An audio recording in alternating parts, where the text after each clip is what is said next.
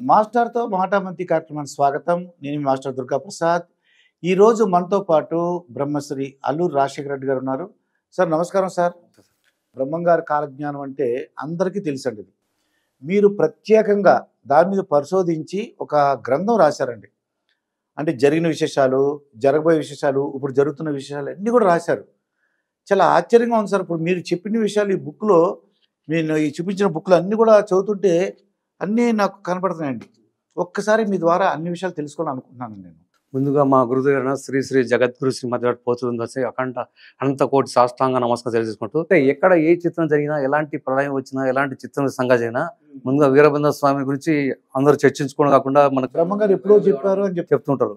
కానీ అసలు ఏంటి, ఆయన ఎక్కడ, ఏం కథ, స్వామివారి యొక్క ఆయన పుట్టు రహస్యం ఏంది, ఆయన పుట్టుపర్వతాలు ఎవరు తెలుసుకుంటలేరు. ఆయన సమాధి, జీవ సమాధి, స్వామివారి సమాధి కందిమల్లేపల్లె. ఓకే అండి. అయితే నేనేమంటానంటే అసలు ఏమేమి చెప్పారు విశేషాలు, అసలు ఇప్పుడు అంటే విజయవాడ ఏమేమి చెప్పారు విషయాలు వస్తే తెలుసుకుందామని. కాలజ్ఞానములు అంటే వేప చెట్టుకు అమృతం కారేనాడు. అంటే మనకు వేప చెట్టుకు దానికి ఎన్నోసార్లు అమృతం కారుతుంది. పంది కడుగున ఏనుగు పుట్టేనన్నాడు, అది కూడా జరిగిపోయింది. ఎద్దులు గుర్రాలు లేకుండా బండ్లు నడిచేనాడు, ఎద్దులు గుర్రాలు లేకుండా బండ్లు నడిచాను. మనం చూస్తున్నాం సార్, కార్లు, బస్సులు, లారీలు ఇవన్నీ ఎద్దులు గుర్రాలు లేకుండా నడుస్తున్నవి. మాయాశక్తి మాట్లాడేను అన్నాడు. అంటే మనం చూసే ఇప్పుడు మొబైల్స్ కానీ, టీవీల్లో కానీ, దాంట్లో మాయాశక్తి మనుషులు లేకుండానే మాట వినపడుతున్నవి. ఈ విధంగా స్వామివారు చెప్పినట్టు అనేకం జరిగింది. ఈశాన్య దిక్కున విషగాలి పుట్టి విపరీతం చచ్చేరుమా, కొరంకని జబ్బు కోటి మందికి తగిలి కోడిలా తూలి చచ్చేరుమా అన్నాడు. మన దేశానికి ఈశాన్యం వలన చైనా ఉంది. చైనాలో ఇది కరోనా అది కాలజ్ఞానం చాలా స్పష్టంగా చెప్పాడు. ఆ విధంగా స్వామివారు చెప్పినట్టే దాదాపు 1 కోటి మంది చచ్చిపోయాడు. అవునండి. 2013లో కాశీలో గంగలు పెరిగి 4000 జనులు బురలో చిక్కి చచ్చేరాయన్నాడు కాలజ్ఞానుడు. 2013లో మీరు చూసుకోవచ్చు అండి. 6000 మంది, కరెక్ట్ 6000 మంది చనిపోవడం జరిగింది. అయితే ఇంకా విశేషాలు ఇంకేం అంటే ఇంకేమి ఈ గ్రంథంలో ఏమేమి చూసారు అంటే అయిపోయిన విషయాలు కాకుండా ఇప్పుడు ఇంకా జరగబోయే విషయాలు ఏమైనా చెప్పగలరా? ఇప్పుడు మనకు ప్రస్తుతం గురించి చెప్పమంటారా? ఇప్పుడు ఆర్టిఫిషియల్ ఇంటెలిజెన్స్ అని వస్తుందండి. ఇది ఆర్టిఫిషియల్ ఇంటెలిజెన్స్ అంటే ఒక మాయాశక్తి.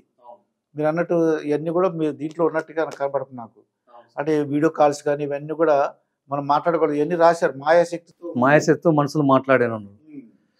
కాబట్టి మనకు ఈ విధంగా మనకు ఆజ్ఞలు అనేకం జరిగింది, జరుగుతున్నవి, జరగవలసి కూడా మనకు జరిగి తీరుతాయి, అందులో సందేహం లేదు. మనకు 2004లో సునామీ వచ్చింది, గుర్తుందా సార్?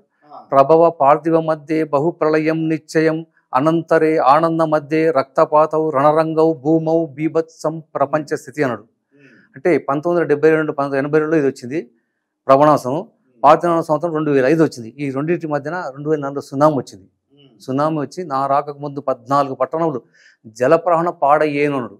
అదే నా రాకకు గుర్తు అన్నాడు. 2004లో సునామీ వచ్చిందా సార్? దాదాపు 3,00,000 మంది చనిపోయారు. అనంతరే ఆనంద మధ్య అంటే 2005, 34 మధ్యన రక్తపాతవు రణరంగవు భూమౌ బీభత్సం ప్రపంచ స్థితి అన్నాడు. ఇప్పుడు మన 2005కు 34 మధ్య కాలం 2020 మొదలుకొని మన కరోనా స్టార్ట్ అయింది. ఇది మొత్తుకొని మళ్ళా క్రోధినామ సంవత్సరం మొదలుకొని ఉత్పాతాలు పెరిగిపోయానన్నాడు. ఆయన చెప్పినట్లు అక్షర సత్యంగా జరుగుతూనే ఉన్నాయి. ఇప్పుడు చూడండి, ప్రపంచ యుద్ధాలు జరుగుతున్నాయండి. అంటే అది పాలస్తీనా, ఇజ్రాయెల్ కానీ. అవును, మీకు అదే చెప్తాను సార్. ఇప్పుడు 2005, 34 అనంతరే ఆనంద మధ్య రక్తపాతవు రణరంగవు. రణరంగం అంటే యుద్ధం. ఘోరమైన యుద్ధాలు జరిగినయా, గాలిలోన విషం కలిపిలయ్యా, 7వ దిక్కు చచ్చేరయ్యా, 7వ దిక్కు లేక చచ్చేరయ్యా, ప్రకృతే తలకిందులు అయ్యేనయ్యాడు. ఘోరమైన యుద్ధాలు ఇవి జరుగుతున్నాయి, ఘోరమైన యుద్ధాలే. అంటే న్యూక్లియర్ వెపన్స్ ఉపయోగించవచ్చు, యాటమ్ బాంబ్స్ ఏమైనా ఉపయోగించవచ్చు, అణుబాంబులు. అది ఆ విధంగా మనకు కాలజ్ఞానం చెప్పినట్టు జరుగుతుంది. పొల్యూషన్ గురించి వాయు కాలుష్యం, మన పొల్యూషన్ వల్ల మన ఢిల్లీ రాజధాని, ఢిల్లీ ఉత్తరాధిపతులు దక్షిణాధిముఖ ఉత్తరామందు ఆనెగొందికి చేరవచ్చెదరను. ఉత్తరాధిపతులు అంటే ఢిల్లీ వారు తరలి ఆనెగొందికి క్రోధినామ సంవత్సరము 2025 మార్చి జూన్ లోపల వాళ్ళు క్రోధినామ సంవత్సరం అక్కడికి వెళ్ళిపోతుంది, ఢిల్లీ రాజధాని.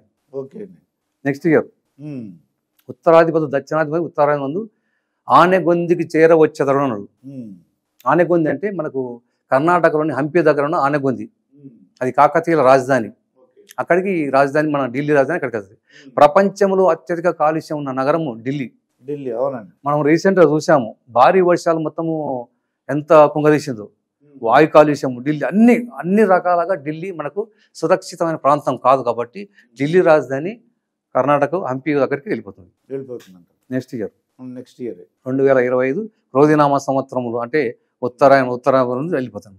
ఇంకా పొల్యూషన్ కానీ ఇప్పుడు అంటే ప్రజలందరూ కూడా ఒకరికొకరు ఆస్తుల గురించి కొట్టుకుంటారని మద్య మాంసములు అధికంగా వినియోగించారన్నాడు. మనం చూస్తుంటే మద్య మాంసములు ఎక్కడ చూసినా మద్యము మాంసములు. అవునండి. సిరికి లొంగిన వారు స్త్రీకి లొంగిన వాడు ఏడ చూచిన ఆడ ఉన్నారయా, హరికి లొంగిన వారు అదెక్కడున్నో అంతో తెలియడం గొప్ప చిక్కినాడు. స్త్రీకి శ్రీగానే ఆ రకంగా స్వామివారి కాలజ్ఞానం చెప్పడం. అలాగే దొంగతనాలు కానీ దొంగతనంతో దోపిడితో దేశం కల్లోలమైపోయాడు.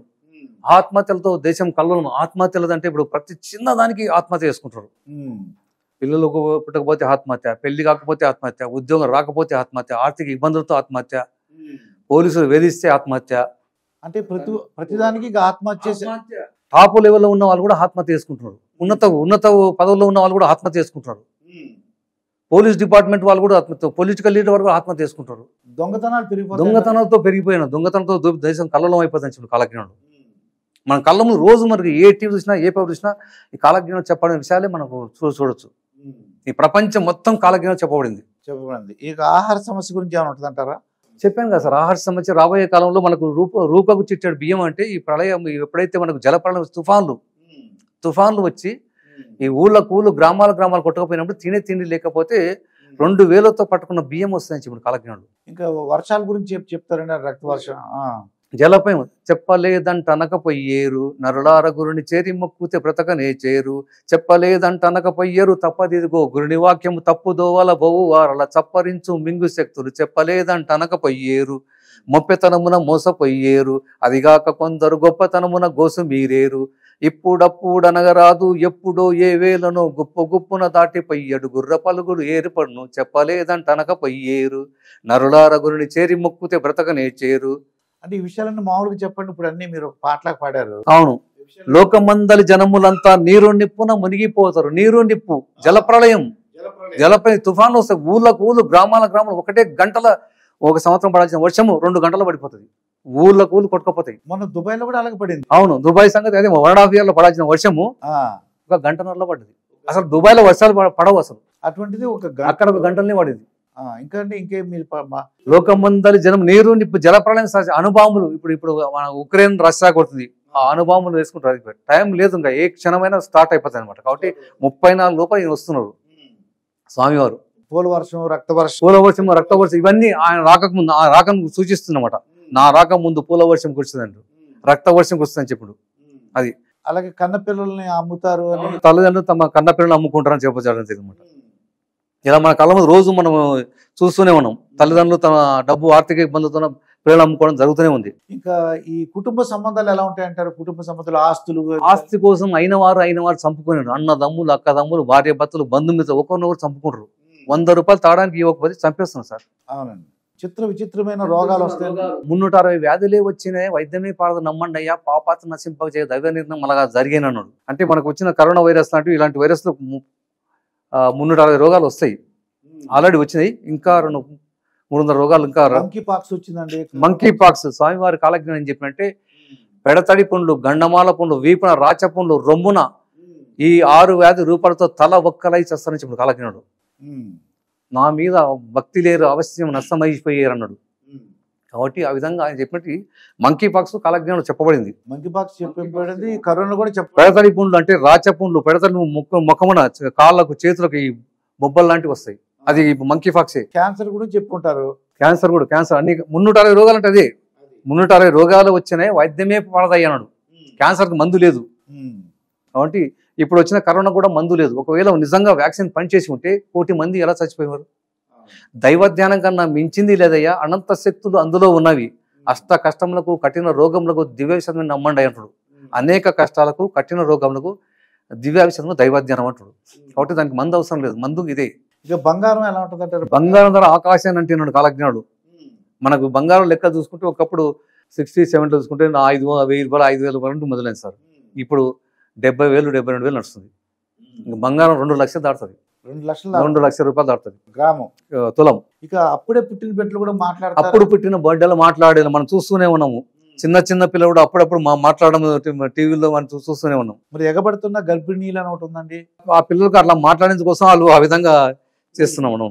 ఇక ఆత్మహత్యలు పెరిగిపోతాయి. ఆత్మహత్యలు మనం సహజంగా రోజు పేపర్, మీరు ఏ పేపర్ చూసినా ఏ ఛానల్ చూసినా ఆత్మహత్యలు. ప్రతి చిన్న విషయానికి చదువుకోపోతే, లేకపోతే హాస్టల్ ఉంటే మాస్టర్ ఏమైనా అని చెప్పేసి, తల్లిదండ్రులు తిట్టినా కానీ, ఆర్థిక ఇబ్బంది ఉన్నా కానీ, ప్రేమ వివాహం జరగలేదని, పెళ్లికి నిరాకరించని. ఇప్పుడు పంచాంగాలు నమ్ముతారంటారు ఫ్యూచర్ లో? పంచాంగాలు పనికి మానపోయి, నవగ్రహాలు నరకాలు మారాను, తలకిందు నడిచాను. అంటే అడవుల గురించి చెప్పండి. అడవుల గురించి ఎలా ఏమంటున్నారు? అడవుల గురించి మనకు కాలజ్ఞానంలో అంటే అడవి మృగాలు గ్రామాల్లో సంచరించేనాడు. మనం అడవుల్లో మన అన్ని మనకు చిరుత పురులు అవి నెమ్మలు ఇక్కడ మనకు గ్రామాల్లో ఇళ్ల పడితే వచ్చి తిరుగుతుంది. ఏనుగులు కానీ అన్ని పంట పనులు ఊర్లోకి వస్తున్నాయన్నమాట. ఎందుకంటే పర్యావరణ ఇవన్నీ మనకు అడవులంతా నరికేసడం వల్ల, పర్యావరణం వల్ల ఇవన్నీ మనకు గ్రామాల్లో వస్తుంది. ఇంకా పాపం అడవుల్లో నివసించడానికి అవకాశం లేక బయటకు వస్తుంది అంతే గ్రామాల్లోకి. అది ఇప్పుడు బ్రహ్మగారు చెప్పేసారు. కాలజ్ఞానం చెప్పిన ప్రతి వాక్యం కాలజ్ఞానం ఉంది. ఇప్పుడు జరిగే మనకి భూమి మీద జరిగే కలియుగంలో జరిగే ప్రతి వాక్యం కూడా కాలజ్ఞానం చెప్పండి. కాలజ్ఞానం లేదు. ఇక వెంకటేశ్వర స్వామి గురించి వెంకటేశ్వర స్వామి మహిమలు పెరిగాను, ఆ స్థలంలో అద్భుతాలు జరిగాను. వెంకటేశ్వర స్వామి మనం చూసుకుంటే అక్కడ ప్రతిరోజు అద్భుతాలే. రోజుకు లక్షలాది మంది స్వామివారి సేవకే లక్షలాది మంది తరలి వస్తారని చెప్పిండు. లక్షలాది మంది అక్కడ రోజు ఎప్పుడు ఓం నమో వెంకటేశ్ అనేది, తర్వాత రోజుకు 4 కోట్ల రూపాయల ఆదాయం రావడము అని అనేక అద్భుతాలు జరుగుతున్నాయి అక్కడ. రీసెంట్గా ఒక మంది అంటే మనకు హైదరాబాద్ నుండి కొంతమంది అంటే కంటి చూపు లేని వాళ్ళు వచ్చి 100 మంది వేరు. అక్కడ పోతే వాళ్ళు దర్శనానికి పోతే స్వామివారు స్పష్టంగా అందరూ కనపడారట. వాళ్ళకి కనిపించాడు డైరెక్ట్. కళ్ళు లేని వాళ్ళు, కళ్ళు లేని వారికి గ్రూప్ గా వెళ్ళారు. ఆ గ్రూప్ కి వెళితే వాళ్ళు దర్శనం చేసుకుంటే స్వామివారు అక్కడ మనకు అందరికి దర్శనం ఇచ్చాడు, కనపడాడు. అందరూ కనిపించారు. అద్భుతం అది. అది ఢిల్లీలోనే ఒక ఆమె, అతనికి ఎక్కడ చూసినా మాటలు లేవు. చిన్నప్పటి నుండి వాళ్ళు అమెరికాలో ఉంటారు. అమెరికాలో ఆమె తిరిగిన హాస్పిటల్ లేదు, అన్ని హాస్పిటల్లో వాళ్ళు చేశారు, మాటలు ఎక్కడ రాలేదు వాళ్ళకు. మన వెంకటేశ్వర స్వామి భక్తులు వాళ్ళు. ఒకసారి మన ఏపీకి వచ్చినప్పుడు వాళ్ళు ఏం చేసినట్టే వెంకటేశ్వర స్వామి దర్శనానికి వెళ్ళారు. అక్కడ దర్శనం అబ్బాయి కూడా దర్శనం తీసుకున్నారు, ఆ కొడుకును కూడా. అయితే ఆ దర్శనం చేసుకోగానే అక్కడ గోవిందా గోవిందా అనడం జరిగింది అందరితో పాటు. ఈ అబ్బాయి మాట్లాడని అబ్బాయి వాళ్ళమ్మ ఆశ్చర్యపోయింది. పిల్లాడు మాట్లాడుతుంది ఏందని. ఒకసారి గోవింద అంటే గోవిందా గోవిందా గట్టిగా వచ్చిండ్రు. అక్కడ ఉన్న అందరూ ఆశ్చర్యపోయారు.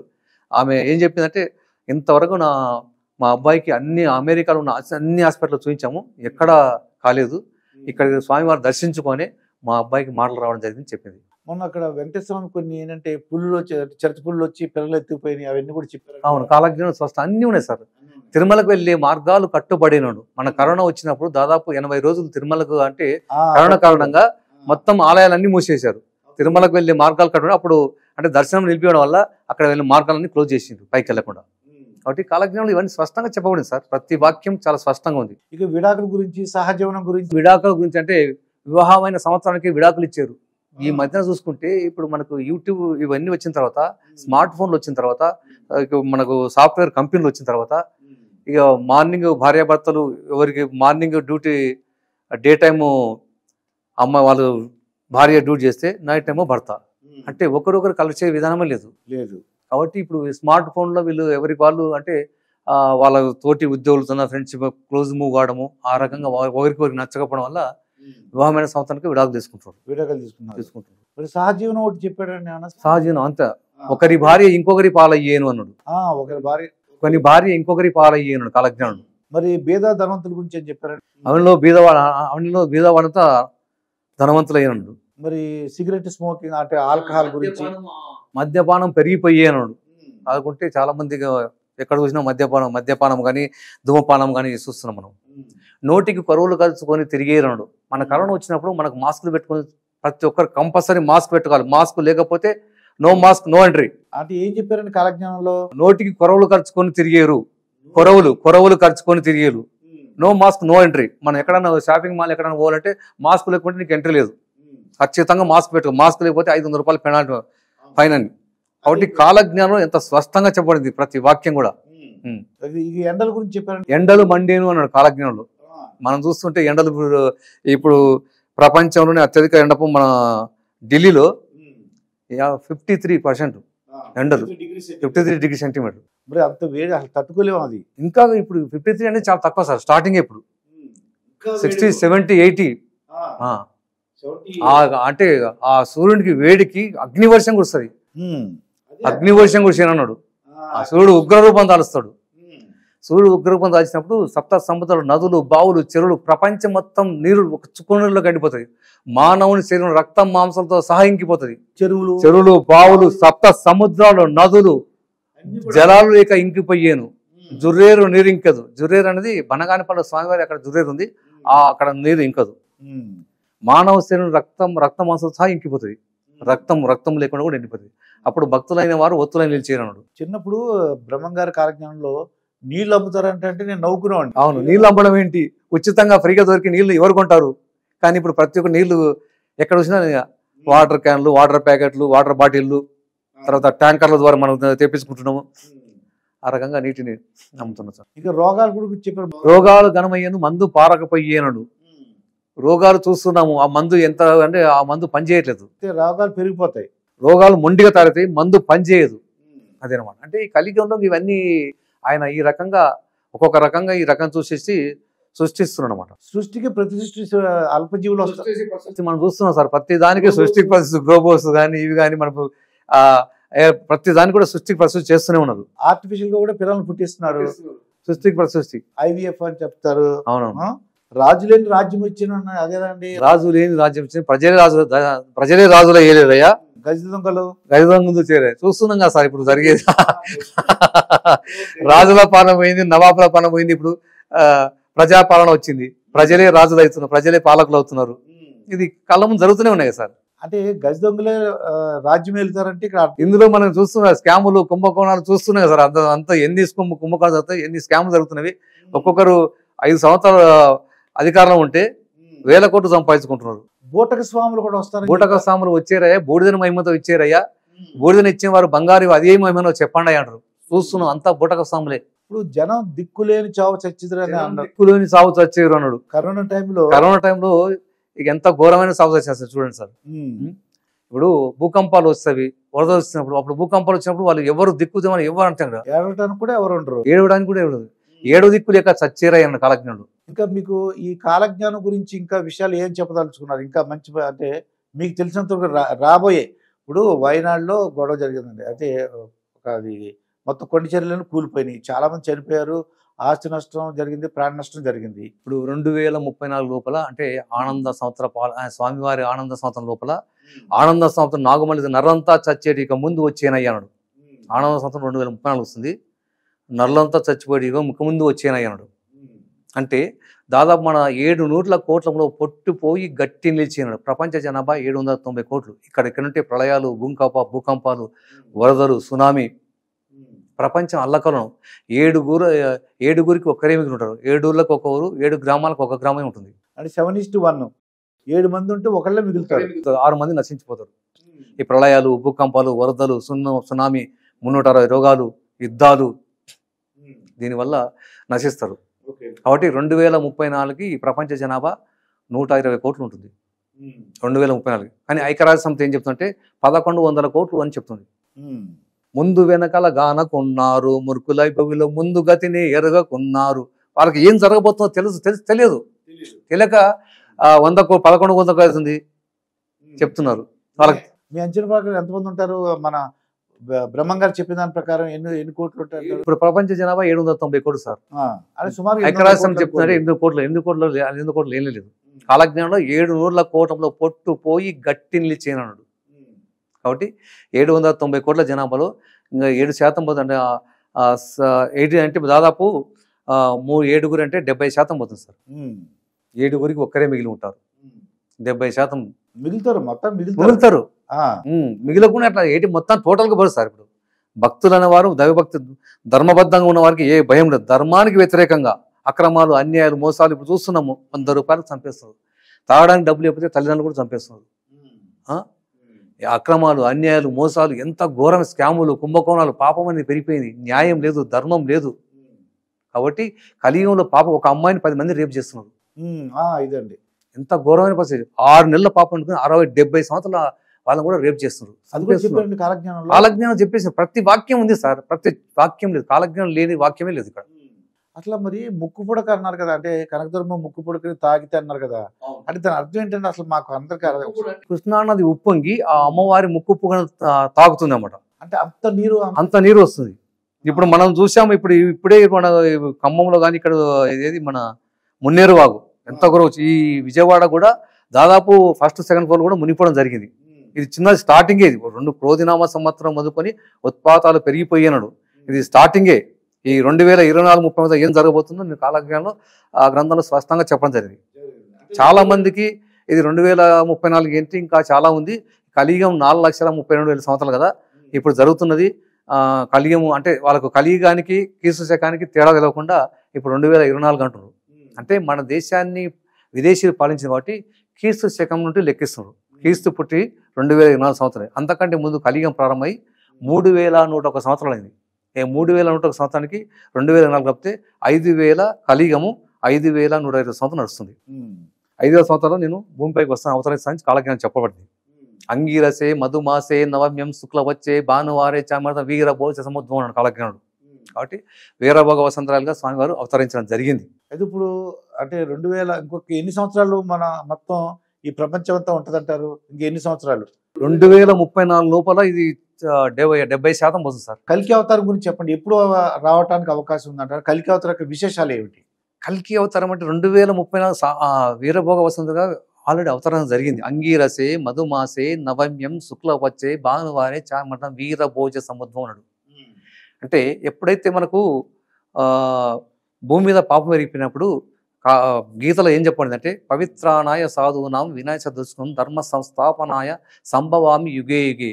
అంటే భూమిపై పాపం పెరిగినప్పుడు ప్రతి యుగంలో నేను అవతరిస్తానని శ్రీకృష్ణ పరమాత్ముడు భగవద్గీత చెప్పడం జరిగింది. ఆ విధంగానే ఈ కలియుగంలో పాపం పెరిగిపోయినందున వీరబ్రహ్మ స్వామి వీరభోగ వసంతలుగా అంగీరసే మధుమాసే నవమ్యం శుక్లపచ్చే భానువారే చామర్త వీరభోజ సముద్రము అంగీరనామ సంవత్సరంలో స్వామివారు అవతరించడం జరిగింది. 2035లో ఆనంద సంవత్సర పాల్గొన బౌల సప్తమి శుక్రవారం మోహిని విషబాన మాకును మీకును దర్శనమయ్యేనాడు. 2035లో ప్రపంచమంతకి స్వామివారు దర్శనం ఇస్తున్నాడు. అంతవరకు 35 లోపలనే 70% జనాభా సరిపోతుంది. అంటే దాదాపు 600 కోట్ల జనాభా నశిస్తుంది. అయితే ఆ పేరును వసంత వీరభోగ వసంతరాయలు. కాశీ వద్ద గంగా దొరుకుతుంది. కాశీ వద్ద గంగా కానరాకపోయేనాడు. అంటే ఈ కాశీ ఆ నది గంగా నది పొడున అనేక ప్రాజెక్టులు కట్టి ఆ నది అంటే నది ప్రవాహం ఆగిపోయే అవకాశం ఉంది. ఆ రాక అంటే 2030 లోపల ఆ గంగ కానరాకుండా పోతుంది. ఎర్రచీమ ఎలా కనపడుతుంది? ఎర్రచీమ ఏనుగు రూపంలో కనపడేను ఆ విధంగా. ఇంకా మీకు తెలిసినంత వరకు ఇంకా విశేషాలు ఏమైనా చెప్పండి ఒకసారి. అంటే పాపాలని చెప్పారు. పాపాలంటే ఏమేమి పాపాలు? పాపాలంటే ఇప్పుడు చూస్తున్నాం కదా సార్. ఇప్పుడు మనకు జరిగేవన్నీ మనం అంటే పాపం అంటే భూమిపై పాపం పెరిగినప్పుడు సో ప్రతి యుగంలో అవతరిస్తుందని చెప్తారు. ఆ విధంగా పూపి కాలజ్ఞానంలో చెప్పినట్లుగా మనం ఈ కలియుగంలో అంటే ధర్మం లేదు, న్యాయం లేదు, అక్రమాలు అన్యాయాలు అంటే పాపం అనేది ఇక పెరిగిపోయింది. చుట్టాలు లేరు, బంధువు లేదు, అన్న లేదు, అక్క లేదు, తమ్ముడు లేడు. డబ్బు కోసం ఓనూరు మోసగించుకోవడము, ప్రాణమానాలు తీసుకోవడము, ఆస్తి కోసం చంపుకోవడము. మరి కంచి కామాక్షమ్మ గురించి చెప్పండి. ఏమని చెప్పారు బ్రహ్మ? కంచి కామాక్షమ్మ మాట్లాడుతానని చెప్పిండు. కంచి కామాక్షమ్మ కళ్ళలో నీళ్లు కారుతానని చెప్పిండు. శ్రీశైలంలోని విగ్రహాలు ఆడి పాడి డ్యాన్స్ చేస్తాయి. ఆడి డ్యాన్స్ చేసి డ్యాన్స్ చేస్తాయి అన్నమాట. పాపాత్మ పట్టి కత్తితో చంపేస్తానని చెప్పాడు. యాగంటి నందీశ్వరుడు అంతకంతగా పెరిగి కలిగాంతన రంకె వేసి రాళ్ళు మింగి వీరభోగ వసంతరాడు వస్తాడని చెప్తుంది. అంటే అర్థం ఏంటి చెప్పండి ఒకసారి. అంటే వీరభోగ వసంతరాడు రావడానికి ముందు ఆ యాగంటిలో ఉన్న నందీశ్వరుడు ఇప్పుడు మనకు దాదాపు ఒక 100 సంవత్సరాల కింద తీసుకుంటే నంది చాలా చిన్నగా ఉండేది. అది ప్రతి 10 సంవత్సరాలకు ఒకసారి వాళ్ళు పురావస్తు శాఖ వాళ్ళు అది వచ్చి మెజర్మెంట్ చూసి ఇది పెరుగుతున్నట్లు నిర్ధారణ చేసి వాళ్ళు చెప్పడం జరిగింది. ఓకే. యాగంటి నందీశ్వరుడు అంతకంత పెరిగి దాదాపు చాలా చిన్న ఉంది. ఇంత పెద్ద ఈ హాల్ అంతా పెద్దగా అయిపోయింది. ఇప్పుడు నంది అంటే రాళ్ళు మింగి రంకె వేసి వీరభోగ వసంతులని మాట్లాడుతుంది. కాళ్ళు దువ్వుతుంది. ఓకే. కాళ్ళు వేసి రంకేస్తుంది. రంకె వేసి రాళ్ళు మింగి వీరభోగ వసంతాలు వస్తున్నాయని చెప్తాను. ఆయన రాకని చెప్తుంది ముందుగానే. ఇప్పుడు వెంకటేశ్వర స్వామి గుళ్ళు మొసళ్ళు వస్తాయని అన్నారండి. వెంకటేశ్వర స్వామి అసలు మొసలు జరగబడతాయి. ఇది భవిష్యత్తు వాక్యం, జరగబోతుంది. జరిగి తీరవలసిన వాక్యం. ఇప్పుడు మన కాలజ్ఞంలో ఎప్పుడైతే చెప్పినవి ఆల్రెడీ జరిగిపోయి జరుగుతున్నవి, జరిగి తీరవలసినవి కూడా 2034 లోపల జరిగి తీరుతాయి. అందులో సందేహం ఏమాత్రం సందేహమే లేదు. కాలజ్ఞానం అక్షర సత్యంగా చెప్పిన జరుగుతాయి. ఈ వినాయకుడి గురించి అని చెప్పారండి. వినాయకుని వీధిగా వినాయకుని పూజలు జరిగాయి అన్నాడు కాలజ్ఞానుడు. మనం వినాయక చవితి రోజు ప్రతి వీధిలో కొన్ని వేల విగ్రహాలు ఆ విగ్రహాలు పెట్టి పూజించి ఆ పూజలు చేయడం జరుగుతూనే ఉంది, మనం చూస్తూనే ఉన్నాం. అలాగే కొండ చర్యలు విరిగి రీసెంట్ గా మనకు కొండ చెరువు విరిగిపడి కేరళ వయనాడులో కానీ 500 మంది చనిపోతుంది. ఇంకొక అక్కడ కూడా 2000 మంది చనిపోవడం జరిగింది 2 months బ్యాక్ కూడా. మతాల గురించి అని చెప్పారంటే మతాలు మార్చుకుంటారు, డబ్బుల కోసం సొమ్ముల కోసం మతాలు మార్చుకుంటారని చెప్పిండు కాలజ్ఞానుడు. మనం చూస్తూనే ఉన్నాం, మతం మార్చుకుంటున్నారు. అంటే బ్రహ్మంగారు కాలజ్ఞానం ప్రకారం అంటే ఈ పాపాలు పెరిగిపోతాయి, సహజను పెరిగిపోతాయి, విడాకులు పెరిగిపోతాయి, ఏదో ఆకాశ హార్మ్య అంటే హైరేజ్ బిల్డింగ్స్ వస్తాయి అని చెప్పారండి. దీంట్లోంచి అంటే 100లో 70 అంటే 7:1 అని చెప్పారు. 7 గ్రామాలకు ఒక గ్రామం, 7గురికి ఒక్కరే మిగిలి ఉంటారు. ఆ ఒక్కరు మిగలాలంటే ఏమేమి చేయాలంటారు? ధర్మబద్ధంగా న్యాయబద్ధంగా భక్తిపరంగా నాకు ఏ భయం లేదు. ఒకవేళ వీరు తెలిసి కానీ తెలియగాని ఏమైనా పాపాలు చేసి ఉంటే శరణన్న వాడిని నా పేరు తలిసిన వాడిని కంటికి రెప్పలా కాపాడి తీరుతానని శపథం చేసిన స్వామివారు. తెలిసి కానీ తెలియగాని 100 పాపాలు చేసిన సరే ఈ క్షణమైన పక్షాతపడి శరణం శరణం స్వామి శరణం బ్రహ్మయ్య శరణం వీరబృంద స్వామి శరణం శరణం వేడుకుంటే శరణు కోరితే ఈ క్షణమైన కంటికి రెప్పలా కాపాడుతానని చెప్తున్నాడు స్వామివారు. అయితే మీరు పుస్తకం రాశారు కదా, ఎందుకు ఎలా వచ్చి ఎవరు రాయని పుస్తకం మీరు ఒక్కరే ఎందుకు రాశారు? స్వామివారి అనుగ్రహంతో, ఆయన గత జన్మ పుణ్యఫలము స్వామివారి అనుగ్రహంతో రాయడం జరిగింది. మరి మీకు ఇన్ఫర్మేషన్ అంతా ఎలా తెలిసింది? మీకు అంతా రాబోయే విషయాలు స్వామివారు నాకు ఏం కావాలో ఆ స్వామివారు నాకు ఇవ్వడం జరుగుతుంది. ఏం జరుగుతుంది నేను ఆలోచించినప్పుడు ఇది ఏం జరుగుతుంది, ఈ వాక్యం ఎలా చెప్పినప్పుడు ఆ రోజు టీవీలో చూడమో పేపర్లో చూడమో లేకుంటే నాకు యూట్యూబ్లో ఎక్కడో నాకు ఇన్ఫర్మేషన్ వస్తుంది, దాన్ని బట్టి రాయడం జరుగుతుంది. నాకు ఆలోచన వచ్చినప్పుడు ఆలోచన స్వామివారు ఏం రాయాలనేది అక్కడ ఇస్తుంటారు. ఆ స్వామివారు ఏం చెప్పారు? అనుగ్రహంతో, ఆయన అనుగ్రహంతోనే రాయడం జరిగింది. నేను మామూలు వ్యక్తిని అందరిలాగానే స్వామి ఆయన అనుగ్రహంతో ఆ గ్రంథం రాయడం జరిగింది. మీరు పరిశోధించారు? అంటే పరిశోధించాను. దేనికి కూడా నేను అంటే స్వామివారి అనుగ్రహం ఉంది, స్వామివారి నిత్య ఉపాసకుని. దాదాపు మన కాశీలో 12,000 జపం జరిగింది, మన శ్రీశైలంలో 12,000 జపం చేశాను. తర్వాత ద్వాదశ మంత్రాన్ని ఇక్కడ అల్లంపూర్ జోగులాంబ అక్కడ 12,000 జపం జరిగింది. జపం చేసిన తర్వాత నాకు కొన్ని స్వామివారి అనుగ్రహం కలిగింది. గత జన్మ కారణంగా ఈ జన్మలో చేసిన పుణ్య ఫలితంగా 12,000 జపం చేసి రీసెర్చ్ చేయడం వల్ల నాకు ఈ స్వామివారు అంటే నిజమైన భక్తులకు నిఖిల వేద రసలు భవిష్యత్తును బోధించేవాడు. నిజమైన భక్తులకు నిఖిల వేద రసలు భవిష్యత్తు బోధిస్తున్నాడు. ఆ స్వామివారు బోధించిన భవిష్యత్తు నేను అక్కడ రాయడం జరిగింది. నా భక్తులు పారే నదులు నిలవంటే నిలుస్తా అని చెప్పాడు. అంటే ఆ భక్తులకు ఆ శక్తి ఇవ్వబోతున్నాడు. పారే నది ఇక్కడ ఆవం అంటే అమ్మ కృష్ణమ్మ తల్లి శాంతించంటే అక్కడ ఆగిపోవాల్సిందే, అంత శక్తి భక్తులకు ఇవ్వబోతా ఉన్నాడు. అయితే ఫైనల్ గా మీరు అంటే భక్తులందరూ కూడా వాళ్ళు రక్షింపబడాలి. నా భక్తులైన శక్తులుగా మారారు, యాగంటి చేతులను చేరారు ఆయనడు. అంటే వాళ్ళందరూ కూడా మంచి పనులు చేసి ధర్మబద్ధంగా న్యాయబద్ధంగా భక్తిపరంగా ఆధ్యాత్మికంగా దైవచింతం కలిగిన వారికి ఏ భయం లేదు. వారికి మేష రాశిలో శని ప్రవేశం అయితే మేలు కొందరికి జరిగేనిమా దోషకారుల దుల్లైపోయారు ధూమకేతులు ముంట పెట్టేనవాడు. మేషరాశిలో శని ప్రవేశం అయితే మేలు కొందరికంటే పుణ్యాత్మైన దైవతలకు మంచి జరగబోతా ఉంది, మంచి రోజులు రాబోతా ఉన్నవి. ధర్మానికి వ్యతిరేకంగా ఉన్నారు, అధర్మంగా ఉన్నారు వారు మేషరాశి అంటే వాళ్ళు మట్టిలో కలిసిపోతారు, వాళ్ళకి భూమిన స్థానం లేదు, అయిపోయింది. అయితే మీరు చెప్పినట్టు మొత్తం ప్రపంచం అంతా అంటే మొత్తం జీవరాశులంతా నాశనం అయిపోరు. 70% పాపం పెరిగిపోయింది కాబట్టి, అక్రమాలు అన్యాయాలు మోసం పెరిగిపోయింది కాబట్టి ధర్మబద్ధంగా ధర్మానికి విరుద్ధంగా ఉన్న వారికి మాత్రమే ఆయన దుష్టశక్తి సృష్టించి దుర్మార్గం చంపిస్తున్నాడు. దుష్టశక్తిని సృష్టించి పంపిన దుర్మార్గం చంపని నమ్మండి అయ్యా, ధర్మాన్ని కాపాడ ధర్మమే రక్షించి భక్తితో నా మాట నమ్మండి అయ్య అంటారు. అప్పుడు మన వీరబ్రహ్మేంద్ర స్వామి మన ఇండియా వాడు తెలుసు అండి, లేకపోతే మన ఆంధ్రప్రదేశ్ తెలుసు. ప్రపంచవ్యాప్తంగా కాలజ్ఞానం తెలియబోతుంది.